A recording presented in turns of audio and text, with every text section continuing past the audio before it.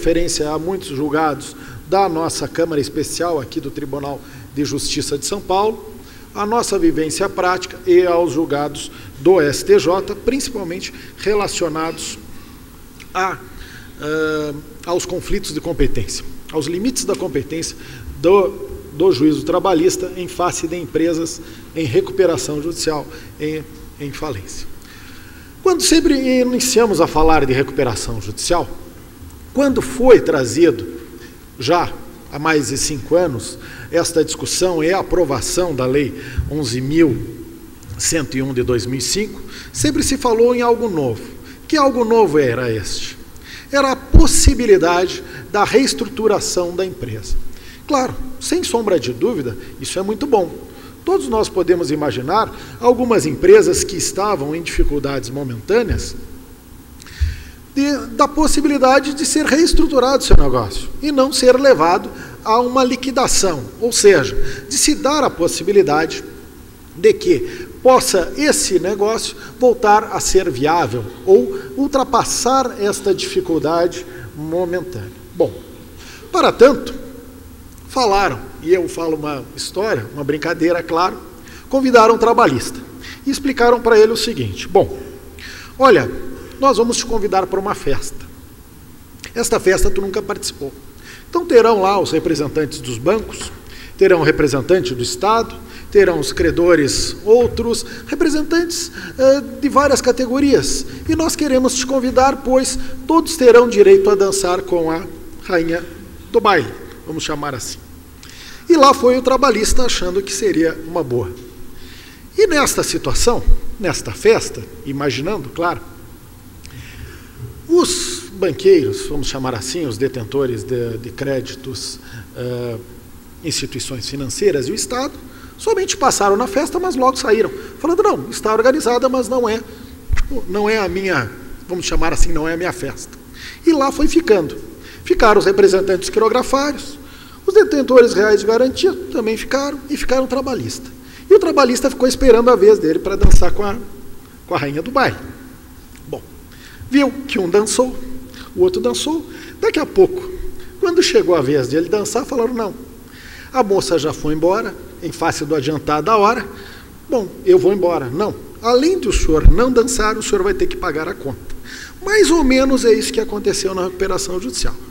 Convidaram os trabalhistas para dentro, falando que teriam várias vantagens, que seria a forma de reestruturar e de manter o emprego, só que a conta que ele tem que pagar é muito alta. Por que a conta é muito alta? Aqui sim começamos a fazer uma estrutura dessa lei. Claro, de uma maneira muito superficial, em face do tempo e em face da necessidade de nós analisarmos mesmo os aspectos processuais. E vamos adiante, então. Vou ver se eu consigo aqui. Como é que é feita essa estruturação? Como é que foi feito esse grande baile? Desculpa a associação. Ela pode ser feita de 3 formas, a recuperação judicial. Nós estamos tratando ainda de empresas viáveis, ou supostamente viável.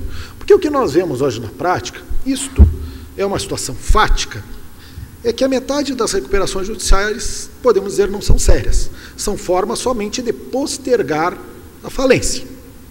Como a legislação dá a possibilidade de que na própria defesa da falência se requeira, sem dúvida, a maioria vai requerer somente para ganhar tempo. Então nós vimos alguns exemplos utilizados por empresas prestadoras de serviços que não tinham capital ou não tinham nenhuma forma de reestruturação, mas chegava para nós uma cartinha dizendo, olha, suspenda o processamento, suspenda a execução e comecem toda a discussão, sabendo que não chegaria a lugar nenhum, mas estavam em recuperação judicial. Mas a lei deu 3 hipóteses dessa recuperação judicial. Não é que eu acho que a lei está toda errada, mas vamos ter que ver alguns pontos para poder discutir. Se dá a recuperação judicial ordinária, que essa seria para todos, uma tentativa de reorganização com a participação dos credores, dos devedores, desculpa, do credor e devedor, em assembleia para a discussão do plano. E a recuperação especial e a recuperação extrajudicial. Essas duas, meus senhores, recuperação especial e extrajudicial, para nós trabalhistas ou para quem advoga na Justiça do Trabalho, pouca importância tem, haja vista que a recuperação especial é para microempresas ou empresas de pequeno porte. Mas não são para todas. Ela é um procedimento que é facultativo essas empresas, microempresas e empresas de pequeno porte, terem esse processamento, porque se assim não optarem, serão enquadradas na recuperação ordinária. E a recuperação extrajudicial, sim, esta não pode ter crédito trabalhista envolvido. A falência, todos nós sabemos o que é, pelo menos vamos discutir mais adiante alguma diferença. O doutor Guilherme já comentou com os senhores os objetivos da lei e tal, viabilizar a superação de crise econômica, tal, manutenção da fonte produtora, empregos, interesses credores, preservação da empresa. Aqui foi aquele convite do baile que eu disse para os senhores. Com toda essa possibilidade, bom, convidaram o trabalhista. O que quando nós tratamos, só faço pequena ressalva, quando nós tratamos em preservação da empresa, nós temos que ter o conceito correto da empresa. Quando se fala em preservação da empresa, não está aqui preservar a sociedade empresária ou o empresário individual. Estamos aqui a tentativa de preservar a atividade, empresa como atividade econômica organizada. Este é o termo correto da empresa, esta é a conceituação de empresa, e não preservar a pessoa, vamos dizer, a sociedade empresária ou o próprio empresário que está no comando. Os créditos submetidos. Aqui eu faço aquela segunda referência que fiz aos senhores, quando aquela história do baile. Todos os créditos existentes na data serão incluídos na recuperação judicial. Uma situação que eu já faço ressalva, haja vista a referência do artigo 49 da lei, esta situação contra os coobrigados, que nós iremos tratar isto um pouco mais adiante, quando nós trataremos da questão de responsabilidade subsidiária no processo trabalhista. Ultrapassando isto, aqui entra aquela situação que eu falei para os senhores. Bom, se a reestruturação da empresa, para superar essa dificuldade momentânea, essa dificuldade de caixa, essa dificuldade de valores para pagamento das contas, bom, o que fez a lei? Diz, a todos submete, caput do artigo 49, mas, a partir do parágrafo 3º do próprio artigo, começaram as exceções. E se os senhores analisarem o tipo de exceções apresentadas, do parágrafo 3º e parágrafo 4º, principalmente, verificarão que a grande maioria se tratam de instituições de crédito. Ou seja, deste baile, os bancos estão fora, não tem nada contra banco, mas é uma referência. Os senhores imaginam que uma empresa em dificuldade, que possa ter uma reestruturação, somente tratando de quirografários, que era a nossa antiga concordata, e trabalhista? Por quê? Os bancos não entram. O Estado, ele diz, opa, eu estou fora. Os senhores acreditam realmente que nós temos instrumentos hoje, ou esta legislação, ela dá instrumento realmente para uma reestruturação da empresa?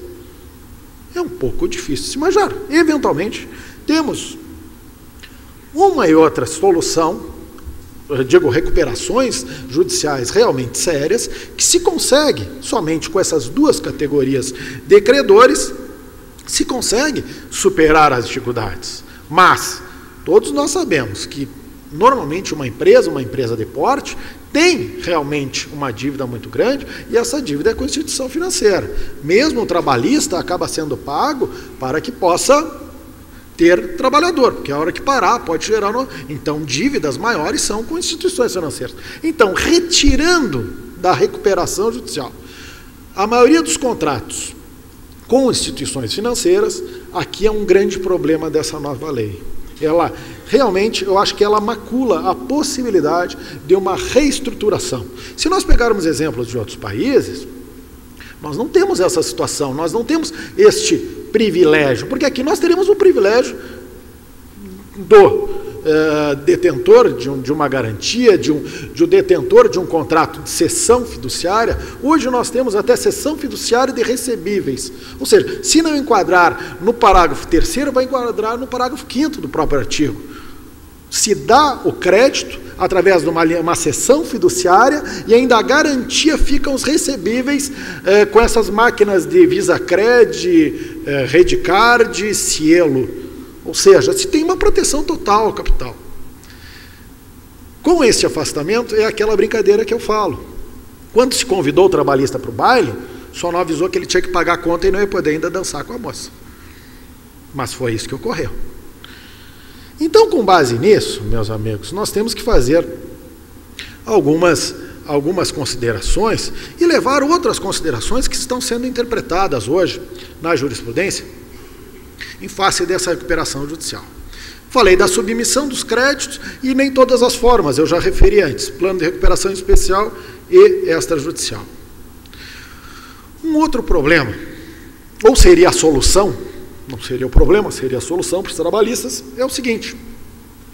Bom, a partir do momento que incluiu o trabalhista, teria que se respeitar então o artigo 54. Não é somente incluí-lo para afastar o seu direito, ou para postergar a satisfação do seu direito.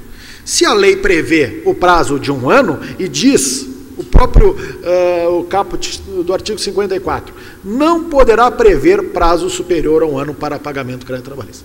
Se os senhores observarem, aqui no estado de São Paulo, onde realmente se tem uma quantidade de empresas e quantidade de recuperações judiciais, praticamente é superior a... praticamente não, é superior a todo, nós verificaremos que muitas tentativas de recuperação judicial não respeitam esse artigo 54. E pode não pagar o trabalhista em 1 ano? É uma dúvida. E é uma dúvida que eu tento, explicando o processamento dessa recuperação, mencionar para os senhores. Primeiro, como é que se faz uma recuperação judicial? Primeiro é um requerimento. E os senhores entendam que esse deferimento, ele não corresponde à concessão da recuperação. Este deferimento corresponde ao deferimento do processamento. Ou seja, para nós trabalhistas, o deferimento tem, com nós, no juízo trabalhista, a questão da já imediata suspensão das ações, execuções e prescrições. Vou voltar a esse tema um pouco mais adiante. Mas nós já temos efeitos o simples processamento. Nós não estamos falando ainda de recuperação judicial, só o processamento. A próxima etapa, esta sim, aqui que tem uma interpretação. Apresentação do plano no prazo de 60 dias. Este plano informará como o devedor alcançará os recursos e como ele procederá os pagamentos. Este plano prevê isto, ou através de venda de parte do seu patrimônio, ou através da inclusão de novos sócios e assim por diante. Este plano é publicado um edital com 30 dias. Se tem objeção, é convocada a assembleia. Se não tem objeção, é concedida a recuperação. Eu quero aqui dos senhores tentar responder aquilo que eu perguntava. Pode o pagamento trabalhista ser realizado em período superior a 1 ano? Bom, qual é a interpretação que se dá hoje da lei? A concordata que nós conhecíamos era um favor legal. Os senhores sabiam. Se eu propusesse pagar um valor X num período curto, eu tinha um desconto. Se eu propusesse pagar até 24 meses, eu tinha, conforme o prazo, valores, descontos que estavam previstos na própria legislação. Agora, o que se refere quanto à recuperação judicial? A recuperação judicial não é mais um favor legal, é um negócio entre os credores e o devedor. Pois o devedor apresenta o plano que é submetido aos credores, e os credores irão aprová-lo ou não. Se os credores aprovam esse plano, é concedida a recuperação judicial. Se não aprovar, é decretada a falência. Os senhores imaginam, os trabalhistas, até o doutor Guilherme já fez uma referência, em uma assembleia, quem trabalha com recuperação judicial pode até imaginar que eu estou sendo um pouco ríspido, mas não é, é verdade. Numa assembleia, bom, esses são os trabalhistas, os detentores de réis de garantia e os quirografários. Chega-se para o trabalhista e fala o seguinte: ou a empresa pode te pagar no prazo de 10 anos com debêntures, ou a empresa fecha. Os senhores acreditam que tem? Bom, um e outro vai dizer não. Mas entre não ter a possibilidade ou perder o seu emprego, claro, eu fiz um exemplo um pouco exagerado. Nós vamos dizer, pagar em 3, 4, 5 anos. A maioria dos trabalhistas aprova o plano